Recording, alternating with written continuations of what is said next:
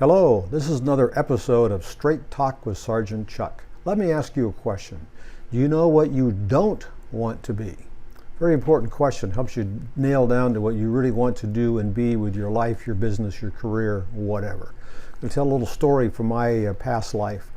I got good grades and was a good athlete in high school, so I had a scholarship to Central Washington State. I didn't really want to go to school. I wanted to take a year off, but at that time I had the scholarship, didn't want to waste it, and also there was a draft going on, so I wanted to draft deferment. Well, I went for 2 quarters and partied and enjoyed life, and they asked me to leave, so knowing that the draft notice would be coming shortly and not knowing if I'm going to be drafted or whether I'm going to enlist, I went to work at Boeing's in Seattle. I'd been doing farm labor, making $1.50 an hour, service station work, $1.50 plus commissions. I got $3.35 an hour to be a tool fabricator at Boeing, so at the time it was good money, if you know what I mean.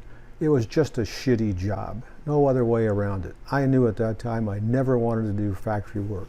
Factory work was not going to be my style or my career. So I was drafted, and in my typical belligerent self, I said, you can't draft me for 2 years, I'll show you. So I enlisted in the Marine Corps for 4 years. Don't regret the decision. The Marine Corps helped me a lot with my maturity and leadership skills and all of that, but I also knew I didn't want to be a career Marine. So I went to work in corporate America. I went back to school first and tried to do that. You know, I'm a guy who had seen combat, and being in school in 1970 was not a popular thing for a Vietnam War veteran, particularly a Marine sergeant. So I left and went to work in corporate America.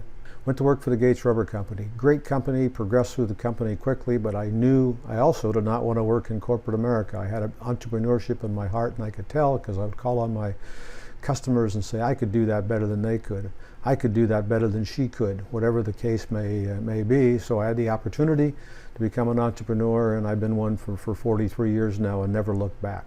So I'd like you, if you're not happy with what you're doing, or even just parts of your business you're not happy with, reflect back on your business and find out what you don't want to do or don't want to be. And I think that will help you define exactly what you want to do and what you want to be, and you'll do your work or your business far better.